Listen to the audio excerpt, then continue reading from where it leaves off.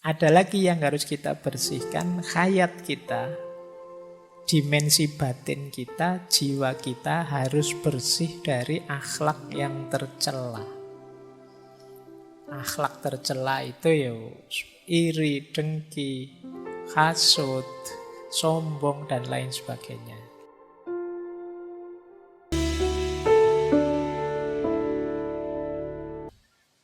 Assalamualaikum warahmatullahi wabarakatuh. Bismillah, kita mulai. Yuk kita lihat diri kita ini seperti apa, nanti bersih-bersihnya di bagian mana. Ini teori saya gabungkan antara Ibnu Miskaweh dan Imam Ghazali. Jadi ayo dilihat ya diri kita. Kita ini makhluk 3 dimensi. Diri kita ini ada jasad. Jasad itu yang fisik paling luar. Masuk ke dalam sedikit ada hayat. Hayat ini mungkin mentalnya, jasmani dan rohaninya. Istilah kita rohani. Dan ada lagi yang paling dalam namanya ruh. Nanti kalau di tasawuf, di dalam roh itu ada lagi yang paling rahasia namanya sir. Jadi kita ini ada 3 lapis, jasad, hayat, roh.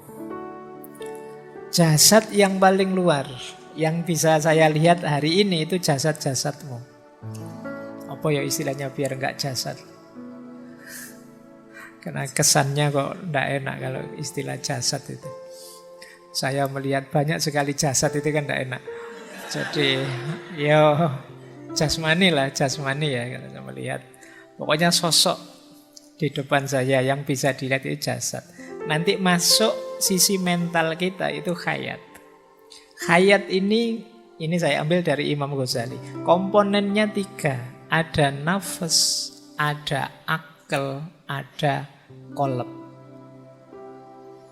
Nah, di balik hayat ada ruh. Ini yang kalau dalam Al-Quran ada istilah wa nafakha fihi min ruhi. Identitas ilahiyah kita yang paling dalam itu ruh. Ruh itu cahaya, dia pasti baik.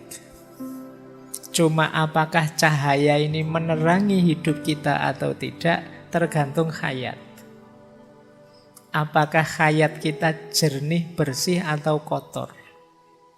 Kalau hayat kita kotor, kalbu kita kotor, akal kita kotor, nafas kita tidak terkendali, ya cahaya dari ruh tadi tidak mewarnai hidup kita. Hidup kita gelap.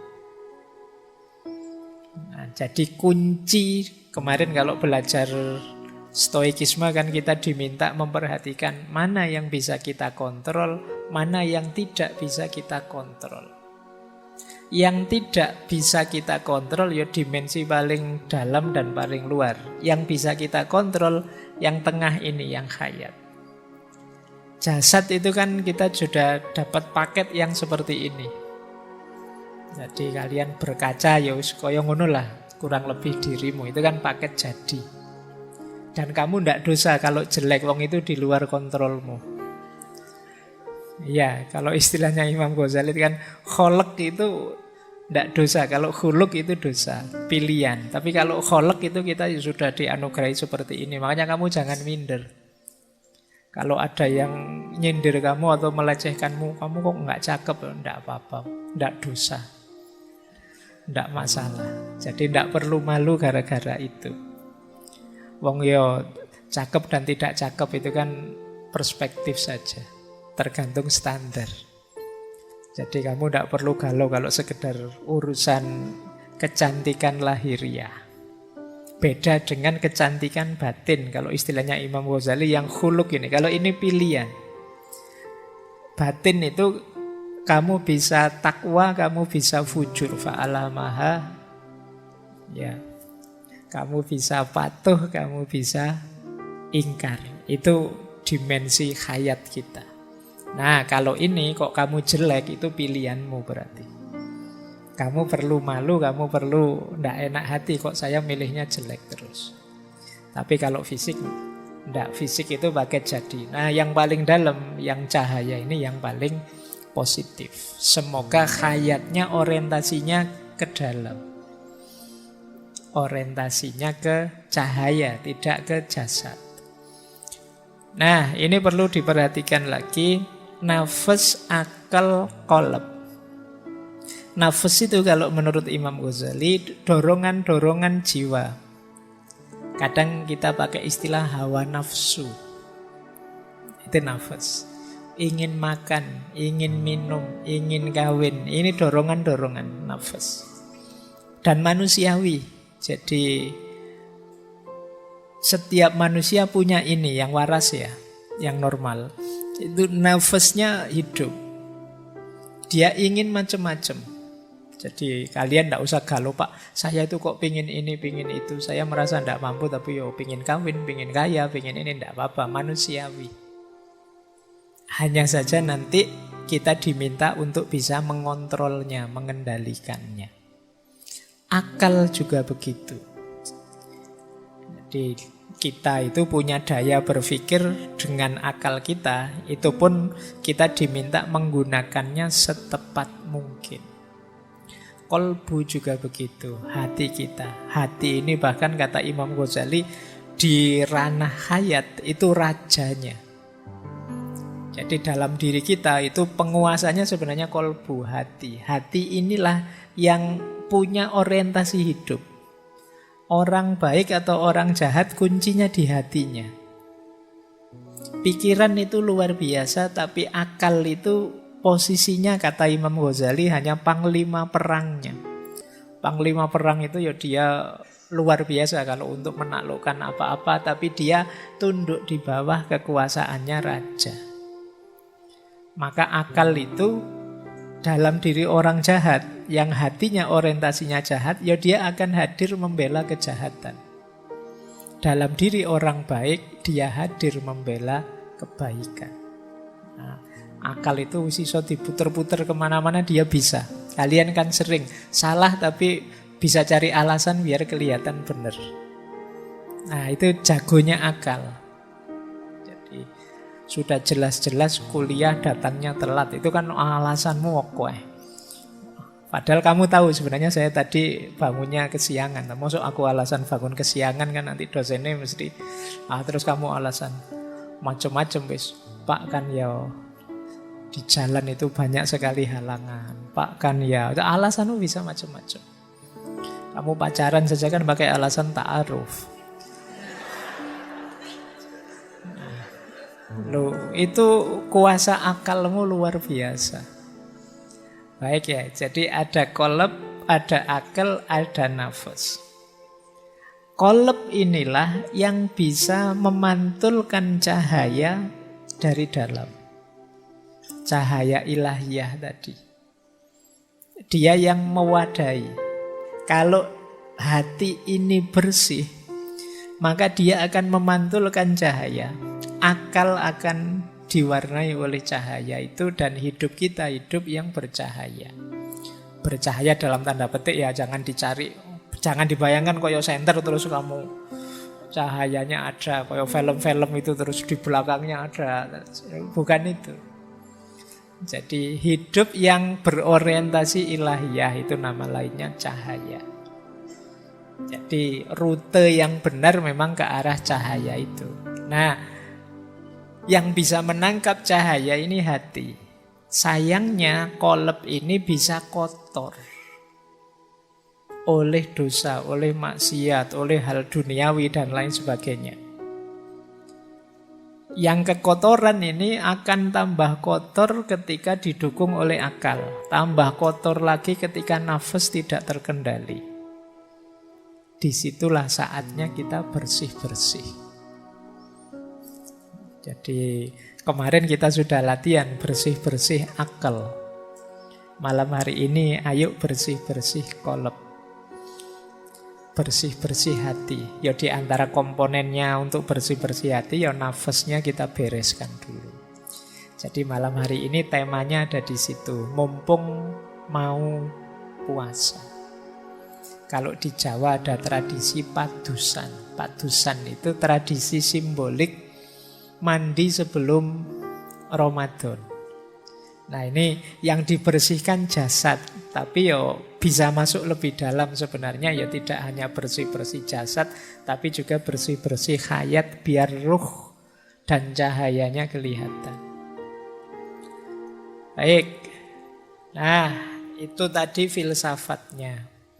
Sekarang kita coba cek apa saja sih yang harus kita bersihkan. Jadi kalau dirinci dalam hidup ini ada 5 hal yang harus kita bersihkan. Yang pertama yang jasad tadi. Kalau fisik sih kita membersihkan jasad, anggota tubuh dari semua najis dan hadas. Jadi kalau ini teman-teman pasti sudah bisa lah, tidak perlu dijelaskan. Membersihkan najis teman-teman tahu dan bisa, hadas juga bisa. Kan sudah bisa mandi semua kan insya Allah. Wudu juga sudah bisa. Bersih-bersih najis juga bisa. Nah ini tidak perlu kita bikin tema ngaji untuk caranya mandi. Kalian sudah bisa lah. Nah yang kedua, membersihkan anggota tubuh dari dosa dan kemaksiatan. Kalau ini lebih sulit. Gimana caranya mulut kita tidak nyinyir lagi, ngomongnya tidak yang jelek-jelek tapi yang baik-baik. Ini membersihkan mulut namanya. Kalau membersihkan mulut yang fisik pakai kumur-kumur. Tapi membersihkan mulut yang diam, kita singkirkan semua kata-kata jelek, kalimat jelek, ungkapan yang jelek. Meskipun hari ini kan mulut kita sering diwakili oleh jempol kita. Karena dunianya sudah geser ke dunia medsos. Mungkin kamu bilang, Pak, saya itu sekarang Pak, mengikuti hadis, Pak. Falyakul khairon aw liyasmut. Ngomong yang baik atau diem. Iya mulutmu diem tapi jempolmu aktif. Kalau nulis kamu nyelekit luar biasa. Bahkan kamu berani sekali kalau di medsos itu kan. Jadi maka ayo kita bersihkan juga. Jadi anggota tubuh berarti semuanya ya mulut, ya jempol, ya telinga, ya hidung, ya apa saja. Yuk kita bersihkan dari yang dosa-dosa dan maksiat. Jadi bersih-bersihnya levelnya lebih dalam meskipun menyangkut anggota tubuh. Jadi ternyata membersihkan tangan itu tidak sekedar cuci tangan, tapi juga membersihkan tangan dari perbuatan-perbuatan tercela. Jadi perbuatan yang menyakiti orang, menyusahkan orang misalnya. Terus ada lagi level 3, membersihkan pikiran dari yang negatif, yang merusak, yang sia-sia, yang overthinking. Minggu lalu kita membahas ini, alhamdulillah. Semoga sedikit-sedikit sudah tahu teman-teman caranya bersih-bersih pikiran. Masuk lebih dalam, ada lagi yang harus kita bersihkan, hayat kita, dimensi batin kita, jiwa kita harus bersih dari akhlak yang tercela. Akhlak tercela itu iri, dengki, hasut, sombong, dan lain sebagainya. Ini jauh lebih berat. Saya tidak cerita detail caranya, teman-teman pasti sudah tahu bahwa itu jelek. Ada lagi yang paling dalam, saya sebut tadi dimensi ruh, yang intinya adalah sir. Kita bersihkan dari yang selain Allah. Jadi diri kita yang paling dalam itu jadi kuncinya orientasi hidup kita. Semoga isinya hanya Allah saja. Lupa berarti saya tidak boleh bercita-cita punya istri cantik, punya suami ganteng, punya mobil mewah, punya rumah bagus, punya jabatan tinggi. Boleh. Tapi itu jangan dijadikan cita-cita final. Jadikan itu jembatan untuk bisa menomorsatukan Allah. Pak, saya pingin punya mobil mewah, Pak. Biar tidak usah pinjam teman. Kalau mobil saya sendiri kan saya lebih bebas. Tidak diatur teman, tidak diegomani teman. Jadi saya bisa menomorsatukan Allah itu lebih leluasa misalnya. Nah, ini lagi-lagi pikiranmu yang main. Jadi niatnya tidak sekedar seneng-senengnya, tapi kita jadikan kendaraan untuk tambah dekat kepada Allah. Apapun itu. Nah, ini yang disebut membersihkan diri, membersihkan sir, hakikat paling dalam dari diri kita, dari yang selain Allah. Yang posisinya media, kita posisikan media. Yang posisinya hanya alat, hanya kita jadikan alat. Satu-satunya tujuan hanya Allah saja. Nah, ini area-area bersih-bersih diri. Dimulai dari yang paling lahiriah sampai yang paling dalam. Kalau kalian bisa lima-limanya, banggalah nanti di akhir Ramadan benar-benar Idul Fitri. Kembali fitrah. Jadi awas keliru, karena banyak yang memaknai Idul Fitri itu kembali bisa makan lagi. Makan itu kan fitrah, Pak. Enggak, maksudnya ini. Jadi di antara cara bersih-bersih itu nanti puasa. Nanti ada logiknya. Tapi kita awali dari sini dulu. Baik, saya lanjutkan lagi. Nah, kalau dalam tasawuf ada istilahnya bersih-bersih ini. Biasanya pakai istilah tazkiyatun nafas tadi. Saya melihat ada beda-beda istilah proses tazkiyatun nafas ini, tapi arahnya sama. Kalau Imam Ghazali pakai istilah toharatun nafas, yang dilanjutkan imaratun nafas, dan puncaknya adalah nafas mutmainnah. Toharatun nafas itu membersihkan jiwa. Kalau sudah bersih, imaratun nafas. Imarah itu mengatur, mengendalikan. Jadi nafsu tadi yang sering tidak terkendali, ayo dikendalikan, bukan dimatikan ya. Dimatikan itu kalau begitu saya tidak usah makan lagi, saya tidak usah minum lagi, saya tidak kawin saja. Oh, itu namanya mematikan nafas. Nanti tidak manusiawi. Jadi Islam itu sangat manusiawi. Kendalikan, makan ya, tapi harus tahu kapan berhenti. Jangan mentang-mentang ditraktir terus manganin los. Kasihan yang traktir. Jadi harus tahu kapan berhenti, harus ngerti porsi kita sampai mana. Makan, minum, nikah. Jadi toharatun nafas, imaratun nafas. Kalau kita bisa imaratun nafas, termasuk mengendalikan keinginan, insya Allah akan lahir nafas yang mutmainnah, jiwa yang tenang. Nah, ini rumus pertama, versinya Imam Ghazali. Jadi dibersihkan, dikendalikan, akhirnya tenang. Beda lagi rumusnya Muhammad Abduh, pembaharu dari Mesir.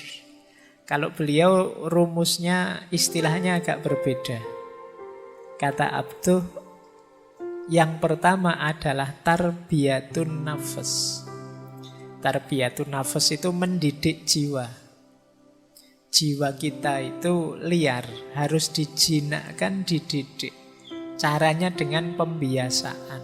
Ini namanya tarbiyatun nafas.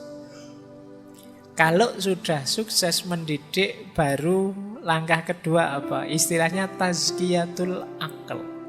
Tazkiyatul akal itu minggu lalu, membersihkan pikiran. Karena yang menyuplai informasi dalam diri kita itu akal. Ya benar kalbu rajanya, tapi info-info dari akal.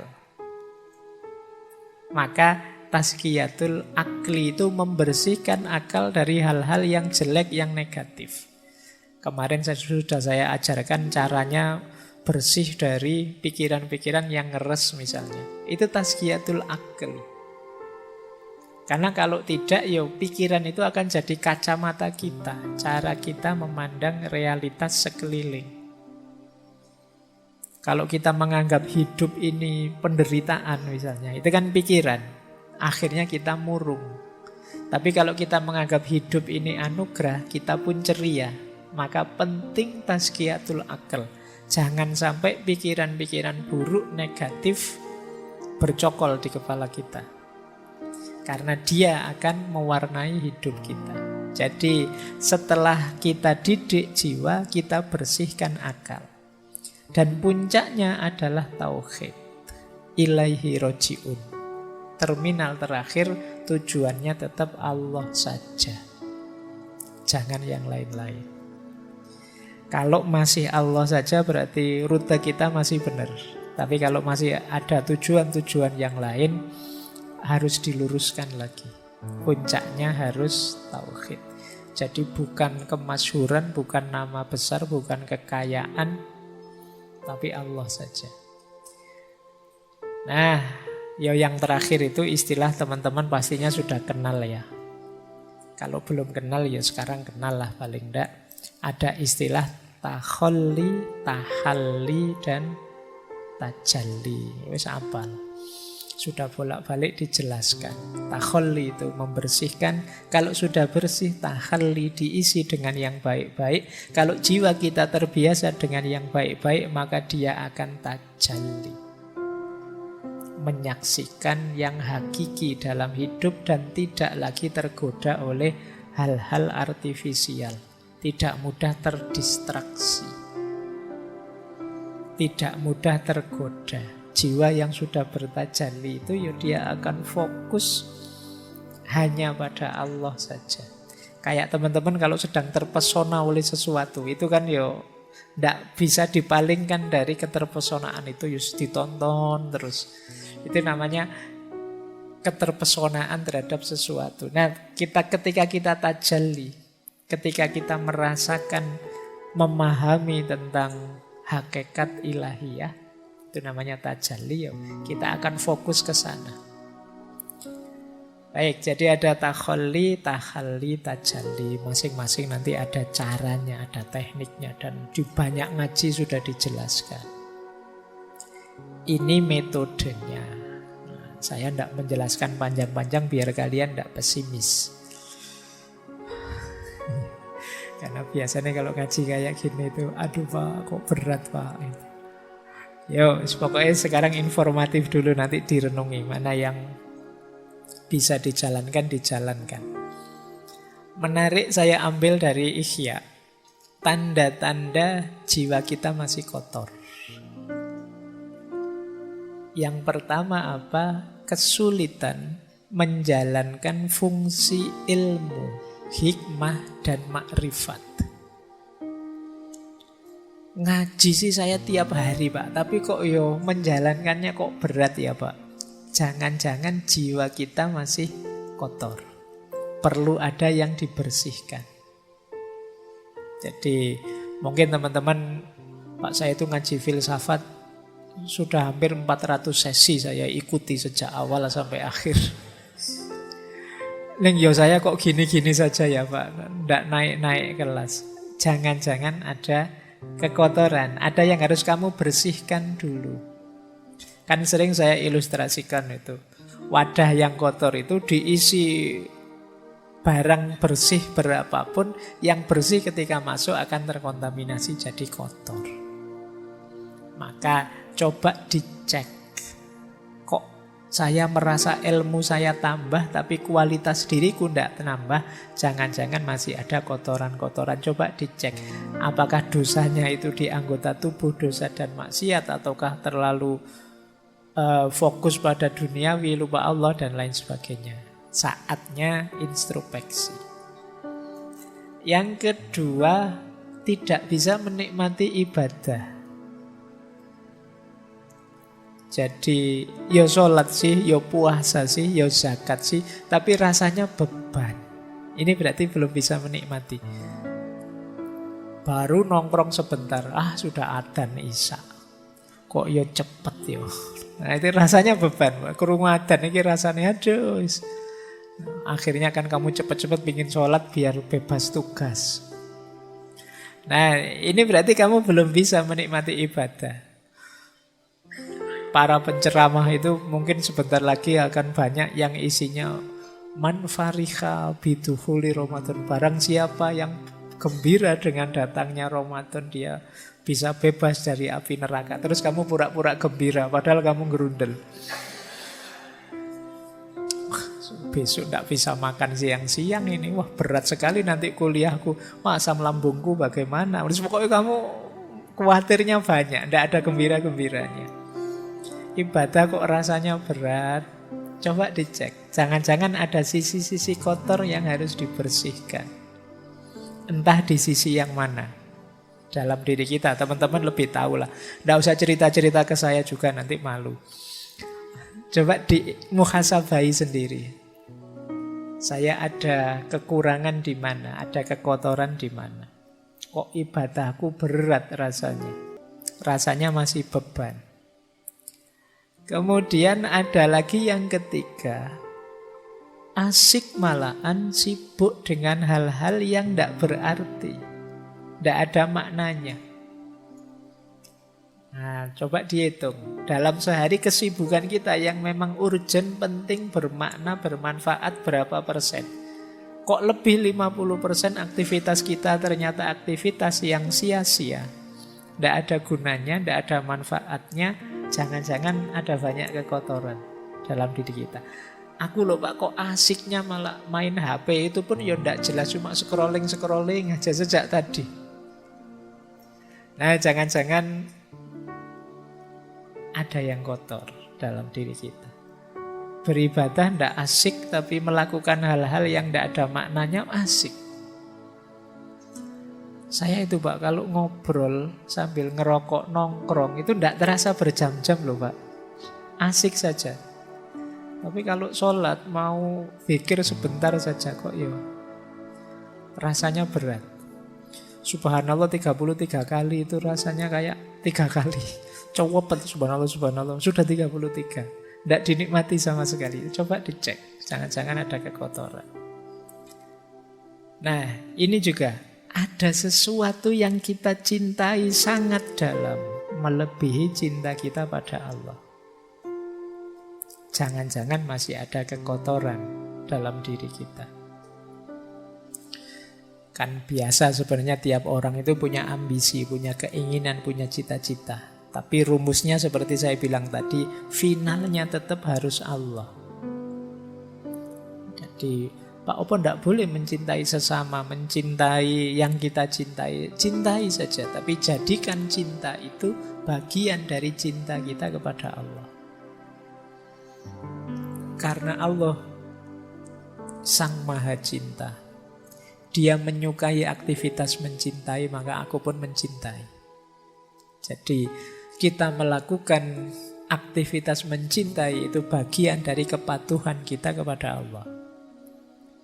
Nah, cuma kok nanti ada yang kita cintai melebihi Allah atau justru membuat kita lupa pada Allah. Saking cintanya dengan HP, dengan main game, dengan nonton TikTok, dengan YouTubean, dengan Spotifyan, porsinya untuk Allah lama-lama habis. Ya tinggal sholat saja. Sholat pun kadang juga tidak sadar hadirnya Allah. Nah, itu coba dicek lagi dalam diri kita, jangan-jangan ada kotoran-kotoran. Yang terakhir, berlebihan. Jadi perilaku-perilaku yang berlebihan apa saja. Kan dulu di filsafat akhlak saya singgung bahwa segala yang berlebihan itu jelek. Bahkan baik berlebihan pun jelek. Makanya kalau kamu nembak kan biasanya kalau ditolak jawabannya kan, wah kamu terlalu baik buatku. Jangan dikira terlalu baik itu positif, negatif. Karena segala yang terlalu itu jelek. Makanya kalau kamu dijawab begitu, itu kamu jangan bangga. Wah aku ini sangat terlalu baik, berarti tidak terlalu baik, negatif.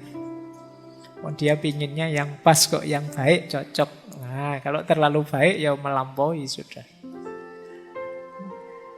Baik, jadi ketika ada keberlebihan, kemungkinan ada yang kotor. Perilaku yang berlebihan dalam hal apapun. Menghargai orang itu bagus, tapi menghargai Saking menghargainya sampai memuji-muji, sampai menyembah-nyembah kebablasan, jelek. Benci orang itu manusiawi, ada orang kita suka, ada orang kita tidak suka. Tapi kebencian yang berlebihan sampai kita tidak rasional, sampai kita tidak manusiawi, pasti jelek. Nah, ini bahan untuk kita introspeksi, jangan-jangan masih ada yang kotor. Jadi di antara tanda-tanda kotornya jiwa itu kita sulit menjalankan hikmah ilmu yang kita miliki. Kita berat dalam beribadah tapi asyik dalam hal-hal yang tidak bermakna. Ada yang selain Allah yang kita cintai sedemikian rupa dan kita suka berlebihan dalam banyak hal. Nah, kalau ada gejala-gejala ini ya ayo segera muhasabah. Ada sisi kotor apa dalam diriku yang perlu aku bersihkan. Jangan-jangan masih ada sombong, jangan-jangan masih ada iri, jangan-jangan masih ada dengki pada orang, jangan-jangan masih ada rasa benar sendiri, egois dan lain sebagainya. Itu kotoran-kotoran jiwa kita. Nah, ini menarik dalam Ihya itu. Nanti kalian boleh setuju, boleh tidak ya. Ini cuma yang punya pendapat Imam Ghazali. Ini rangkaian dorongan syahwat yang negatif, yang bisa membawa bencana. Syahwat paling dasar itu syahwat perut. Kebutuhan perut. Ya kebutuhan gizi, makan biar tidak stunting. Ya. Jadi kebutuhan syahwat perut ini elementer. Orang itu yang pertama kali dibutuhkan ya syahwat perut ini. Kalau yang perut ini belum terpenuhi, yang syahwat-syahwat yang lainnya biasanya masih belum muncul. Jadi harus beres dulu di yang perut. Kalau perut ini tidak beres, kemudian kalian merambah bidang yang lain, biasanya bidang yang lain itu kamu dedikasikan untuk membereskan urusan perut. Di ekonomimu belum beres, kamu geser ke ranah agama, ya urusan agama kamu jadikan orientasi untuk memenuhi kebutuhan perut.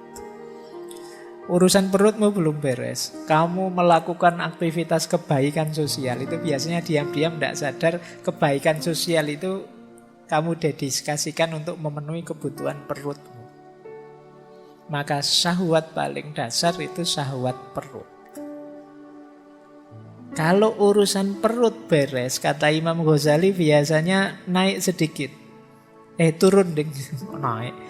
Turun sedikit ke bawah perut. Syahwat bawah perut. Nah, ini baru mulai lirak-lirik kiri kanan. Kalau perutnya belum kenyang, masih belum turun ke bawah. Kalau kamu lapar itu peduli amat, ada yang cakep, ada yang itu pinginnya makan.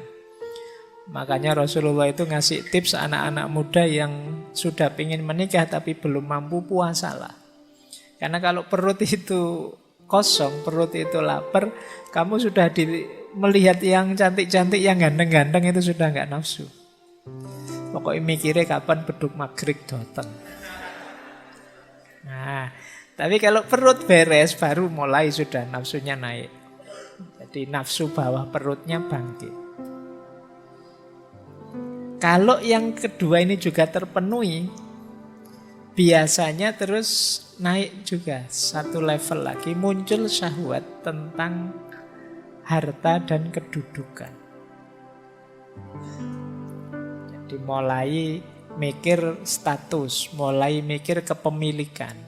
Aku harus kaya, aku harus berkedudukan. Kalau kemudian terpenuhi syahwat kedudukan dan harta ini, muncul penyakit lanjutannya, riya, sombong, pamer. Kalau riya, sombong, bermegahan, pamer ini muncul, biasanya hadir juga temannya, dengki, memusuhi orang, iri. Karena ada orang lain yang juga seperti itu, punya status yang tinggi juga, punya kedudukan yang tinggi juga, terus kita jadinya iri. Tadinya ingin sombong, bermegahan, kok ya saingannya banyak. muncullah dengki, iri, permusuhan. Nah ini rangkaian nafsu syahwat kata Imam Ghazali. Hati-hati dengan munculnya syahwat-syahwat ini. Ya bahwa manusiawi orang ingin memenuhi kebutuhan perutnya, ingin menikah, ingin hidup terjamin dengan harta, ingin punya kedudukan. Tapi harus ngerti kapan direm. Harus sadar juga penyakit-penyakit ikutannya. Jadi ini pelajarannya untuk kita waspada. Nah, biar tidak terlalu ditelan oleh rangkaian syahwat ini, berarti puasa bisa jadi solusi. Karena ketika kita puasa, kita lapar. Kebutuhan syahwatnya turun ke level yang paling awal. Sudah tidak mikir apa-apa, yang dipikir hanya perut, dan itu kita dapatkan setelah maghrib. Meskipun bahayanya biasanya begitu adzan maghrib buka puasa kenyang kumat lagi semuanya. Nah, itu karena yang dasar ini terpenuhi sudah. Baik, ini bahan ya refleksi, nanti teman-teman coba membaca dirinya. Sering tidak terlena masuk ke jebakan-jebakan syahwat ini. Oke, baik. Karena ini ada dialognya, saya agak cepat. Nah, proses tazkiyatun nafs itu ada 2 jalur. Yang tadi teman-teman mengeluh berat, membersihkan jiwa itu karena mungkin teman-teman membacanya hanya dari sisi aku, dari sisi kita. Waduh berat Pak kalau saya harus melakukan itu. Ya itu kan teman-teman sendiri. Jalur mujahadah namanya. Jangan lupa selain jalur mujahadah ada jalur hidayah. Jalur hidayah itu Allah yang membukakan jalan. Jadi bukan hanya kita yang berupaya. Nanti kalau upaya kita diridhoi oleh Allah, maka Allah yang akan membawa kita pada hasil yang positif yang kita inginkan. Itu namanya hidayah. Kita dibukakan jalan sehingga jadi mudah. Maka jangan pesimis. Meskipun tadi rasanya kok berat ya Pak, apa bisa ya Pak? Itu mungkin yang bisa ya wali-wali saja Pak. Enggak, kalian juga bisa kok. Kalau Allah ridho. Karena selain mujahadah yang itu berdasarkan kekuatanmu, masih ada hidayah, pertolongan, anugerah dari Allah. Makanya beruntungnya orang yang punya Tuhan itu terhindar dari putus asa. Sepahit apapun situasinya, selemah apapun kondisi kita, kita masih punya Tuhan, kita masih punya Allah. Tidak pantas kita mengeluh, tidak pantas kita putus asa. Nah ini prosesnya 2. Jadi ada mujahadah, ada hidayah. Ada upaya kita, ada pertolongannya Allah. Nah, terus Imam Ghazali juga nuntun kita. Kita ini kan ingin bersih-bersih mengubah diri kita. Cepat atau lambatnya perbaikan diri, kata Imam Ghazali, kuncinya 2. Yang pertama, watak dasar kita dan lamanya kita pada kondisi sebelumnya. Yang kedua, kekuatan, kehendak, keyakinan, dan kesabaran kita. Ada orang yang watak dasarnya pemarah, dan puluhan tahun dia jadi orang pemarah. Nah, ini untuk berubah jadi sabar lebih lama. Tidak masalah, tapi bisa, pasti bisa. Manusia itu tidak ada yang paket tidak bisa diubah, pasti bisa. Cuma prosesnya agak lama. Jadi kekuatan asalnya dan lamanya. Makanya kalian kalau punya sifat negatif, jangan lama-lama kamu nikmati sifat negatifmu. Karena semakin lama kamu jalankan, semakin sulit mengubahnya nanti. Jadi kalau sadar itu jelek, segera latihan untuk berubah. Ternyata aku itu cerewet ya. Oh yuk latihan. Biar tidak cerewet gimana caranya? Mungkin latihan agak pendiam. Entahlah kamu pakai strategi apa kamu tutup mulutmu, atau kamu ben enggak cerewet lagi. Nah ini namanya latihan untuk mengubah. Dan ini memang prosesnya tidak sederhana. Tidak semudah diceramahkan. Kamu harus memulai kemudian secara sabar mengubah diri pelan-pelan. Mungkin setiap waktu berkurang 1%, 1% sampai 100% berubah. Tidak mungkin revolusioner tiba-tiba berubah, kecuali mungkin hidayahnya Allah yang mungkin seperti itu. Tapi perhitungan rasionalnya ya semakin kita lama di sifat yang lama, perubahannya juga tambah lama. Dan yang kedua, kekuatan niat kita. Kekuatan niat ini ya kalau tidak pakai niat ya lama. Tapi kalau niatnya serius bisa lebih cepat. Kan kadang-kadang kita itu tidak percaya diri, akhirnya lama. Ada yang mantap sekali, bisa lebih cepat. Jadi ini dua kuncinya keberhasilan kita untuk tazkiyatun nafas, membersihkan jiwa. Nah, dasarnya tazkiyatun nafas, yang pertama kita harus tahu state of soul kita, kondisi jiwa kita.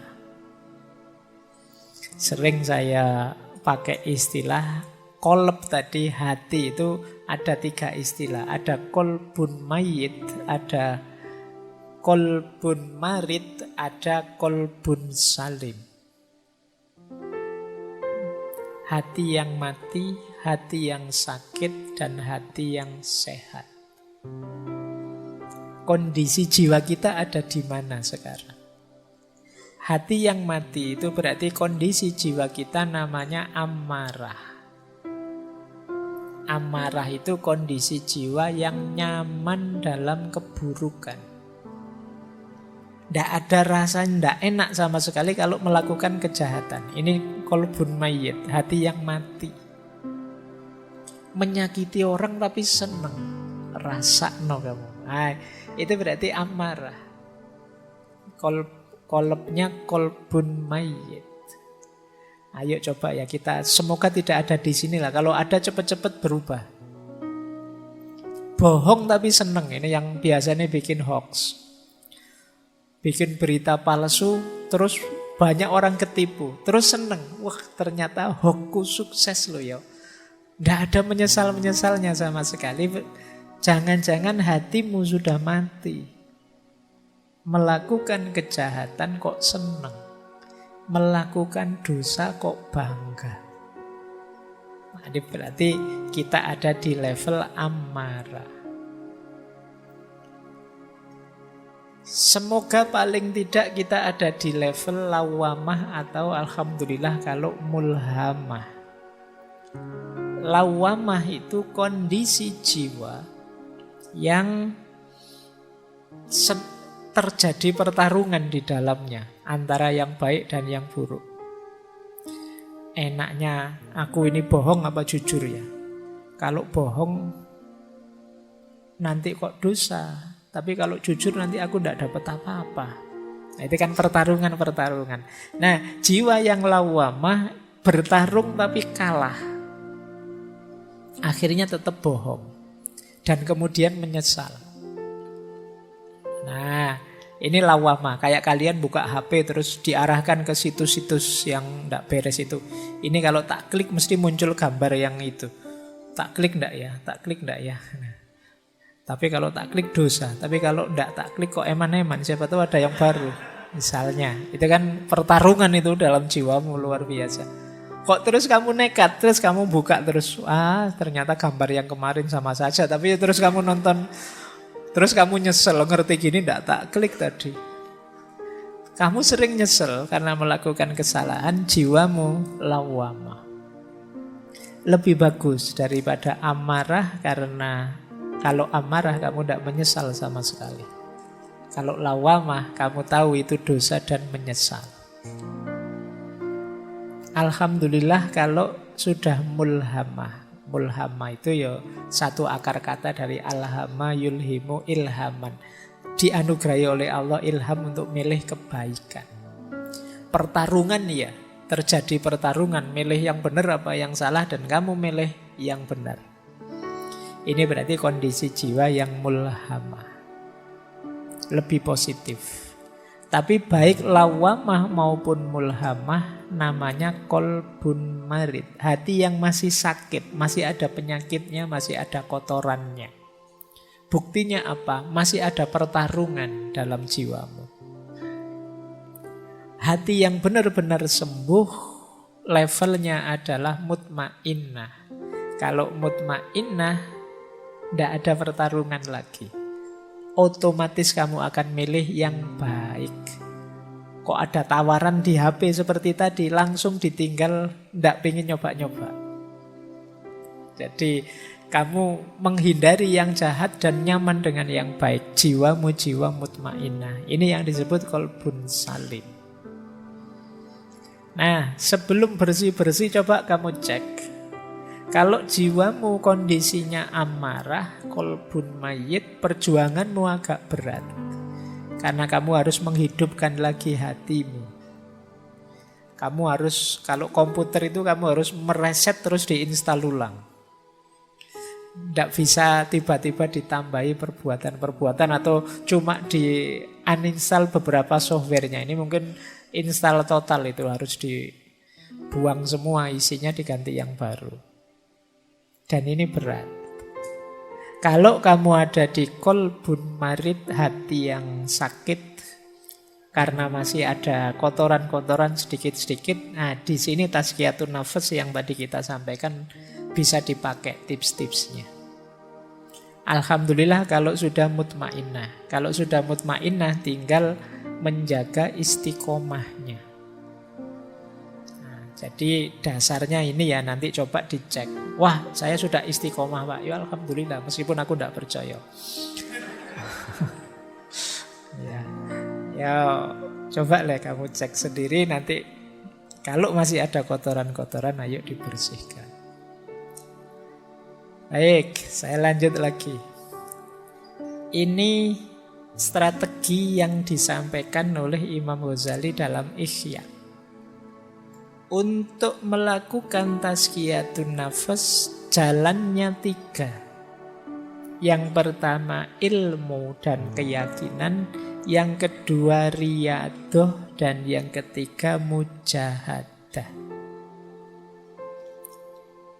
Masing-masing ulama nanti punya tips, punya jalan sendiri-sendiri. Kalau ini saya ambil dari Ihya.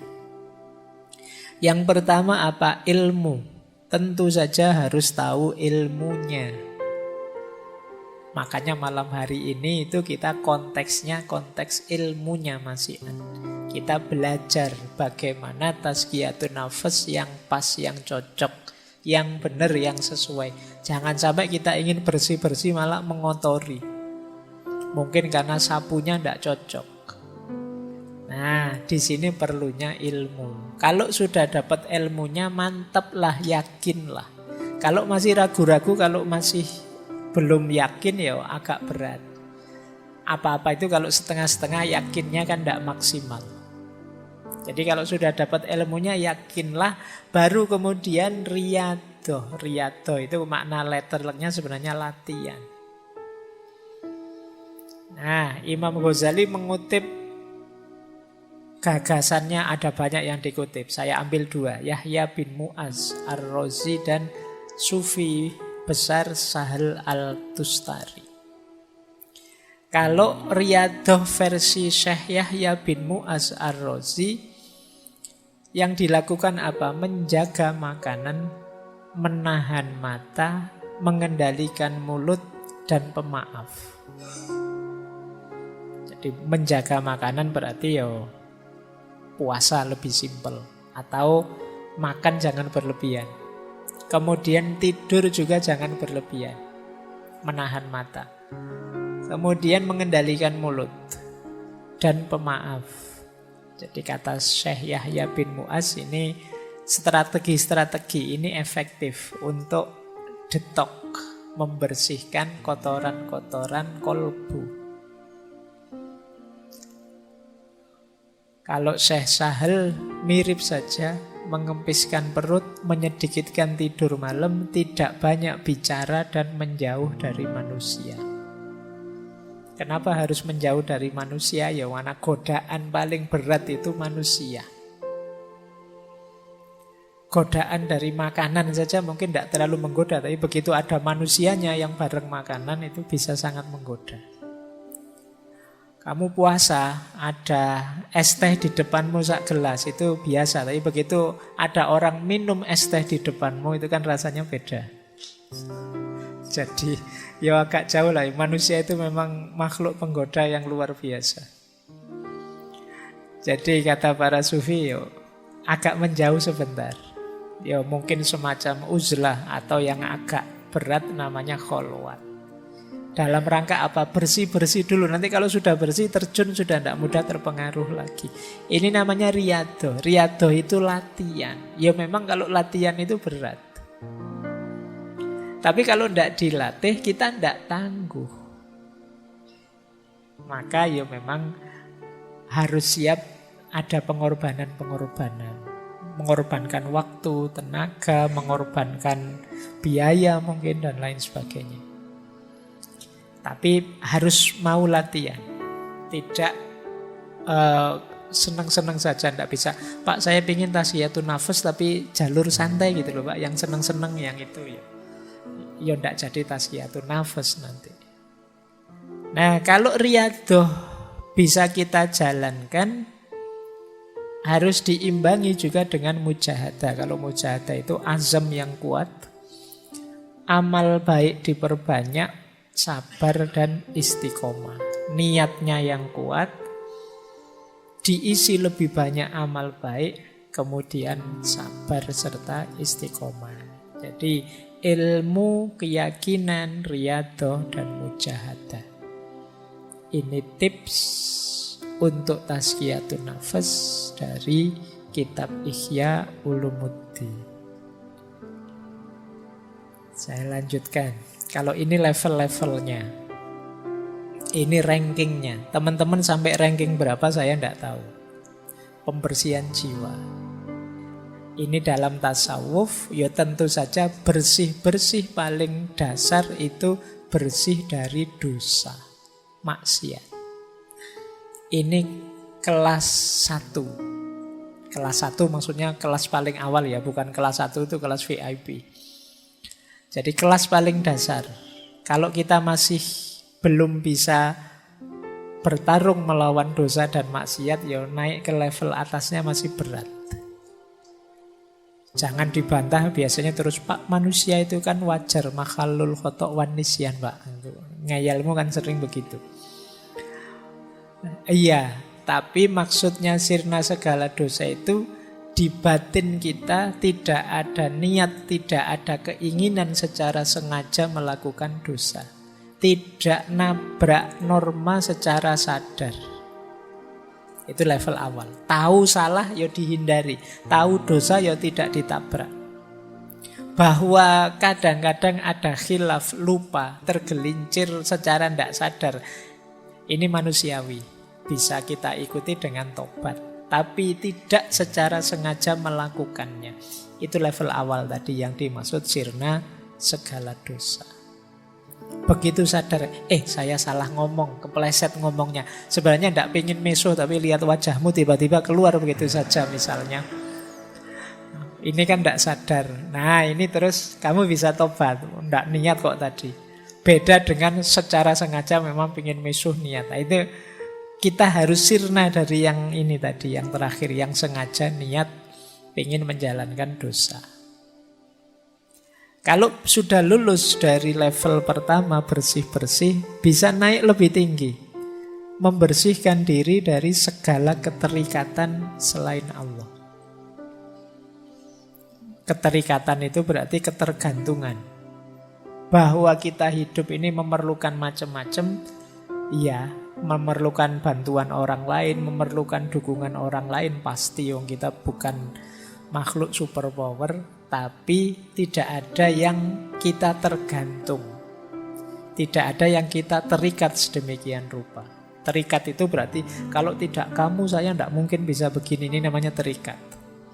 Kalau tidak karena pertolonganmu teman saya tidak bisa sesukses ini. Maka kamu harus nolong aku terus. Ini namanya terikat. Satu-satunya keterikatan yang sah itu ya hanya dengan Allah saja. Maka hal-hal yang di luar Allah jangan sampai menghalangi kita dekat dengan Allah. Jadi level 2 bebas dari segala keterikatan. Kalau ini sukses, naik ke level yang lebih tinggi lagi, yaitu bebas dari keakuan. Biasanya orang itu yang sudah sukses di level 2, itu terus merasa bangga dengan dirinya bahwa aku loh bisa bersih, aku loh bisa sukses melepaskan segala keterikatan. Ini level keakuan. Kita lupa bahwa keberhasilan kita itu hakikatnya anugerahnya Allah, pertolongannya Allah. Nah, maka level 3 apa? Bersih-bersih aku. Kalau kita sukses di level 3, otomatis kita akan sampai ke level 4. Yang tersisa hanya Allah saja. Di level 2 tadi yang selain aku bersih. Di level 3 bahkan aku pun bersih sekarang. Maka ketika kita bersih dari level 3, otomatis kita sekarang sampai ke level 4. Yaitu hanya Allah saja. Inilah level-levelnya tazkiyatun nafas. Nah, tidak apa-apa ya, sudah 9:30 nanti dialognya setengah jam saja. Ini 4 penghalang, masih dari Ihya ya. Hati-hati dengan 4 hal ini, bukan berarti kamu tidak boleh memiliki, tapi dia bisa menghalangimu dari Allah. Yang pertama harta, yang kedua pangkat kedudukan, yang ketiga fanatisme, taklid, dan yang keempat dosa atau maksiat. Harta bisa membuat kita lupa diri, jauh dari Allah. Solusinya kata Imam Ghazali, banyak sedekah. Jangan kemaruk.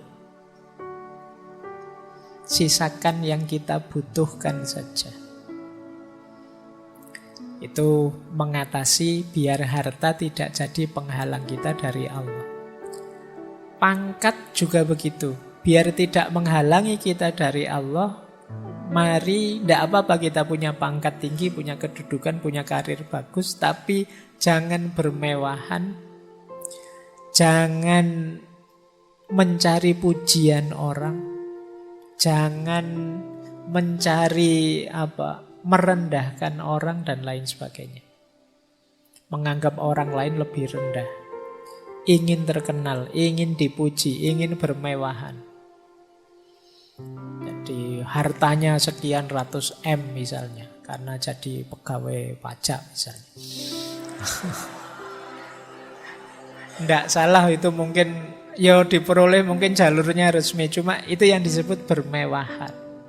Bermewahan itu mungkin jalurnya legal, tapi akan menghalangi kita dari yang hak, dari Allah. Kenapa? Karena kita sibuk dengan harta. Maka pangkat dan kedudukan harus kita kelola secara positif. Harta juga begitu. Ada lagi yang menghalangi kita dari hak, fanatisme, taklid. Baik pada kelompok, aliran, orang, tokoh atau siapapun.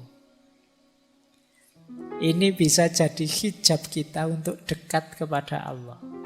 Bisa menggeser orientasi harusnya ke Allah, tapi ke yang kita takliti atau kita fanatiki.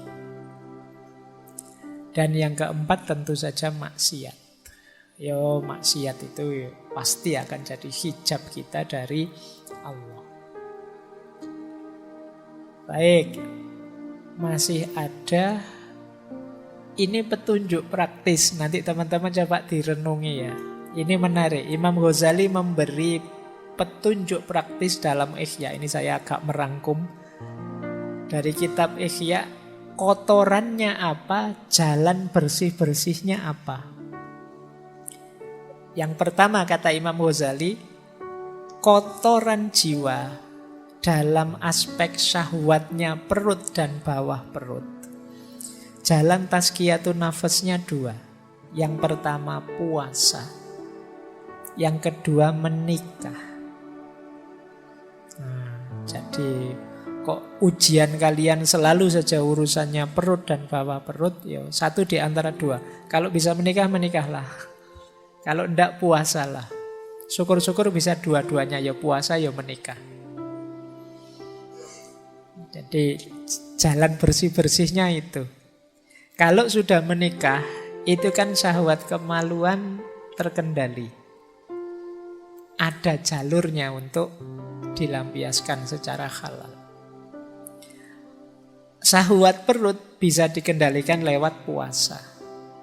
Jadi maka bersih-bersih syahwat perut dan kemaluan bisa lewat puasa, bisa lewat menikah. Kalau kotoran yang muncul dari lisan, dari mulut, ada 4 jalannya. Yang pertama tafakkur, yang kedua zikrullah, yang ketiga muhasabah, muraqabah, mujahadah, agak berat. Yang keempat ingat mati. Padahal ini cuma mulut saja, berarti betapa bahayanya mulut itu. Jalan bersih-bersihnya banyak. Tafakkur itu kita sibukkan pikiran kita dengan Allah dan kekuasaan dan keindahannya. Itu tafakkur. Ketika kita sibuk dengan Allah, mulut kita ya tidak akan ngomong yang aneh-aneh lagi. Atau sudahlah, daripada ngomong yang aneh-aneh, mulut kita secara sengaja kita buat pikir saja, aman sudah. Atau muhasabah, muraqabah, mujahadah. Ini sederhananya adalah kita sadar Allah selalu mengawasi. Ini membuat kita terjaga. Mau maki-maki, diawasi Allah, malu saya. Mau ngomong jelek, malu saya. Ini muraqabah. Bisa untuk obatnya penyakit lisan. Dan yang keempat, ingat mati. Jadi kita sadar bahwa akhir hidup kita pasti maut, mati. Dan kita tidak tahu kapan hadirnya itu. Maka akan lebih mengontrol diri kita. Terus yang ketiga, kalau ada penyakit marah, dengki, iri hati, jalan tazkiyatun nafasnya yang pertama dengan sabar dan syukur, memaafkan dan kasih sayang. Yang ketiga membaca Al-Quran. Sabar dan syukur berarti ini nanti bisa mengatasi dengki dan iri kita pada orang lain.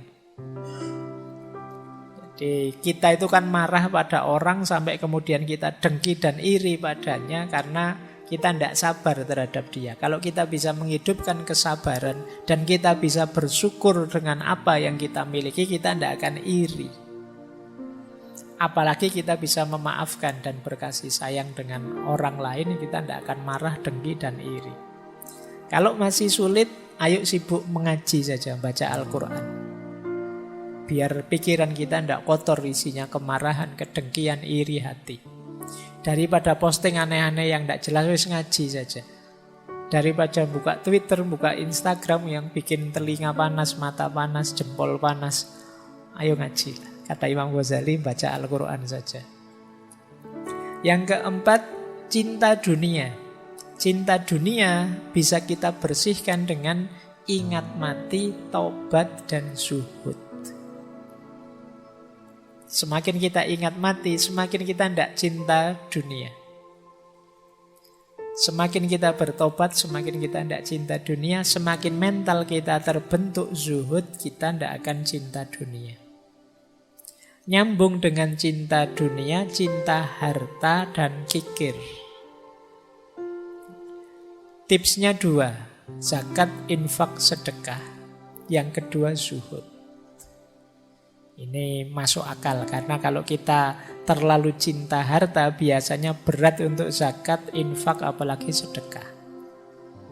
Maka dengan membiasakan diri berinfak, bersedekah, dan berzakat, insya Allah cinta kita pada harta bisa terkikis. Apalagi kalau kita bisa membangun jiwa yang zuhud. yang tidak terjebak oleh cinta duniawi. Yang keenam, cinta kedudukan dan riak. Riak itu ingin pamer. Biasanya orang itu kalau sukses, kalau berhasil itu muncul keinginannya riak. Jangankan kesuksesan besar, kadang sukses kecil saja kamu ingin pamer. Kamu misalnya, wah fotoku kok bagus ya, ini angle-nya pas itu. Oh, terus kamu cepet-cepet pengen posting, pengen pamer. Padahal itu kebetulan, itu pun ya filter saja. Pengen pamer. Pokoknya opo-opo kamu pengen tampil, pengen pamer. Kamu eman-eman kalau ada momen hidupmu yang menurutmu bagus dan orang lain tidak tahu. Ini harus tahu semua ini. Kamu dapat nilai A misalnya, kamu foto itu di anumu, terus kamu besarkan, kamu alhamdulillah ternyata usaha tidak mengkhianati hasil misalnya. Nah itu kamu hari ini itu wes kelakuanmu begitu. Kata Imam Ghazali, mental pamer ini bisa dididik dengan uzlah. Uzlah itu menjauh sebentar. Kenapa kamu ingin pamer? Ya karena kamu banyak teman terlibat terus dengan mereka, sehingga ada kecenderungan ingin lebih tinggi, sehingga terus kamu pamer ke mereka. Kalau kamu agak uzlah, menarik diri, kamu tidak ingin pamer. Mau pamer ke siapa wong yo? Kamu sedang menarik diri, tidak bercampur dengan mereka. Jadi melatih jiwa untuk tidak pamer itu antara lain uzlah. Sementara obatnya takabur dan ujub. Takabur itu sombong, ujub itu merasa besar. Takabur itu merasa lebih tinggi dari yang lain, ujub itu merasa diri luar biasa. Lupa bahwa semuanya anugerahnya Allah. Itu obatnya 3, tauhid, tafakkur, dan sholat. Pak, saya sudah rajin sholat loh Pak, tapi rasanya kok masih sombong Pak, sholatmu kurang beres. Karena sholat itu harusnya tanha anil fahsya wal mungkar. Baik, ini nanti coba ya teman-teman praktekkan. Kalau ini lebih praktis dari Imam Ghazali. Coba kita punya penyakit jiwa apa, kotoran jiwa apa, kemudian kita coba membersihkannya dengan tips-tips dari Imam Ghazali tadi. Terakhir, saya akhiri dari Syekh Abdul Qadir Jailani dari Sirrul Asror. Hati-hati, mungkin kita sudah merasa beres, tapi jangan sampai ada penyusup. Penyusup itu kita tidak sadar masuk. Yang pertama apa? Marah. Karena yang kalian inginkan tidak terjadi, terus kalian marah. Begitu marah itu masuk, kata Syekh Abdul Qadir Jailani, ini seperti cuka yang merusak madu. Dia akan merusak keimanan kita pada Allah. Orang marah itu kan orang yang tidak terima, kok ini yang terjadi. Ini marah dia. Hati-hati, marah itu penyusup yang merusak jiwa. Begitu kalian sadar sedang marah, cepat-cepat dinginkan diri, menjauh sebentar. Yang kedua, hasud, dengki. Tidak terima kalau orang yang dia benci sukses. Tidak suka kalau orang yang dia benci mendapatkan keuntungan. Hasud, kata Syekh Abdul Qadir Jailani, membakar kebaikan seperti api membakar kayu. Yang ketiga, ghibah. Wow, ini hari ini kan peradaban kita peradaban gosip. Ghibah. Kalimatnya Syekh Abdul Qadir Jailani ngeri dalam Sirrul Asror. Ghibah itu jauh lebih buruk daripada zina. Nanti kalian renungi ya, efek destruktifnya ghibah. Gosip itu bisa merusak tidak hanya orang yang melakukan ghibah atau yang bersangkut dengan ghibah, itu bisa menyebar kemana-mana sampai level nasional, bahkan mungkin bisa ada gosip level internasional. Nah, nanti kalian coba itu merusaknya bisa lebih masif. Makanya kalau kalian gosip jangan tanggung-tanggung, ini gosip level internasional. Tapi itu lebih buruk daripada zina, kata Syekh Abdul Qadir Jailani. Yang keempat, fitnah. Kalimatnya menarik. Syekh Abdul Qadir Jailani bilang, fitnah itu seperti sesuatu yang tertidur. Allah melaknat siapapun yang membangunkannya. Orang yang memfitnah berarti dia sedang membangunkan sesuatu yang tidur, yang itu dia dilaknat oleh Allah gara-gara itu. Orang bakhil, pelit. Orang pelit itu tidak akan masuk surga meskipun dia abid atau zahid. Dan memang logikanya tidak mungkin seorang abid atau seorang zahid itu pelit. Kalau ada, ya mungkin abid dan zahidnya perlu dipertanyakan. Yang terakhir riya. Ini pamer tadi ya, ini syirik khafi. Ini namanya mufsid. Jadi 6 hal ini halus sekali. Kadang masuk dalam diri kita dan kita tidak sadar.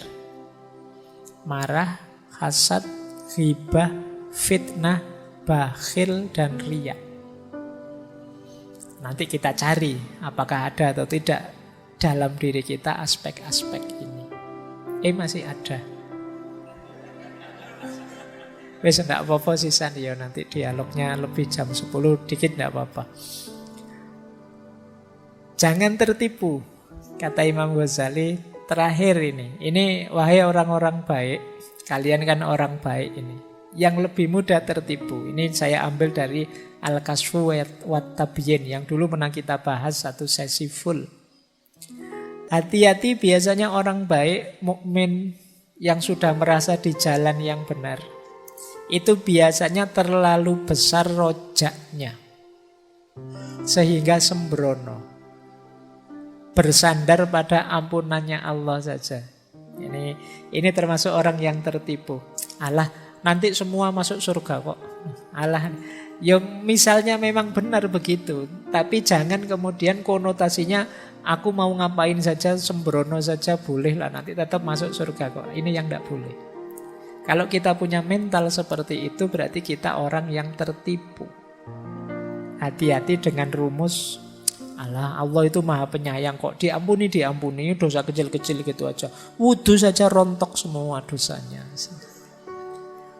Bahwa mungkin dengan wudu dosa kita rontok, tapi yang bahaya adalah kesembronoan kita, peremehan kita pada dosa-dosa.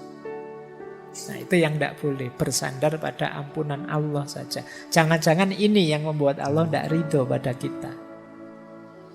Kata Imam Ghazali yang kedua, bersandar pada kebaikan gurunya atau orang tuanya.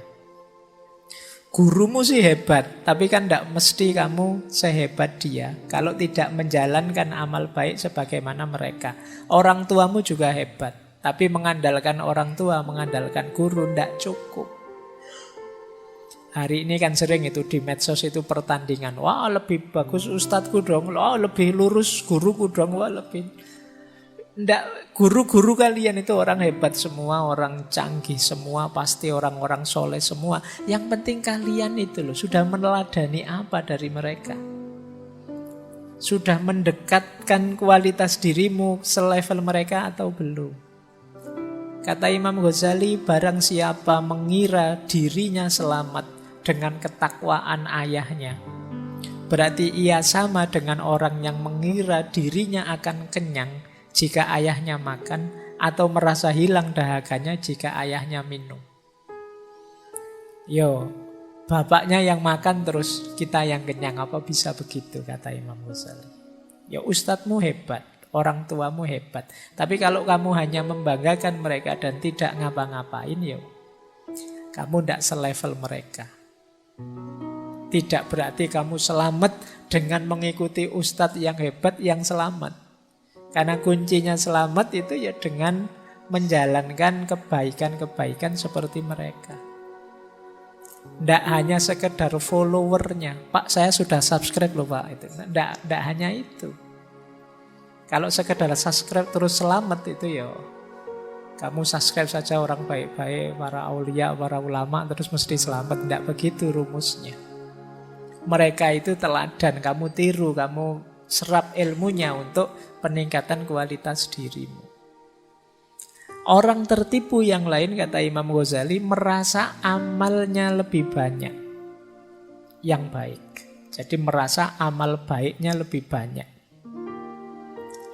Saya itu lebih banyak amal baiknya, Pak. Saya tidak tahu, jangan-jangan yang hadir malam hari ini juga diam-diam merasa saya itu orang baik kok, Pak. Berarti kebaikan saya lebih banyak. Kata siapa? Kata Imam Ghazali, seperti orang yang meletakkan 10 dirham di satu sisi timbangan dan 1000 dirham di sisi yang lain. Namun dia menginginkan timbangan tersebut condong ke arah timbangan yang berisi 10 dirham. Ini adalah kebodohan yang luar biasa, kata Imam Ghazali. Akan lebih positif kalau kalian merasa masih harus banyak nambah kebaikan. Karena orang yang merasa amal baiknya lebih banyak itu biasanya terus males-malesan. Tidak terlalu semangat melakukan kebaikan. Itulah mengapa disebut orang yang tertipu. Dan terakhir, banyak orang yang menghitung amal baiknya saja. Yang jeleknya tidak dia hitung. Begitu dia puasa, begitu dia sholat malam, begitu dia sodako, diinget-inget terus, dihitung terus. Tapi yang dia maki-maki orang, dia ngambil barangnya orang, dia korupsi kecil-kecilan, tidak dihitung. Ini akan jadi orang yang tertipu, akan jadi kotoran dalam jiwa kita. Maka ayo hati-hati, karena jangan sampai kita ini merasa sudah benar, sudah baik, sudah selamat, ternyata belum. Karena sikap mental kita yang keliru. Sebagaimana diingatkan oleh Imam Ghazali. Baik, saya kira itu ya. Untuk materi malam hari ini, bersih-bersih jiwa. Baik, saya kira itu dari saya untuk malam hari ini. Kurang lebihnya mohon maaf. Wallahul muwaffiq, wallahu a'lamu bissawab. Wassalamualaikum warahmatullahi wabarakatuh. Waalaikumsalam.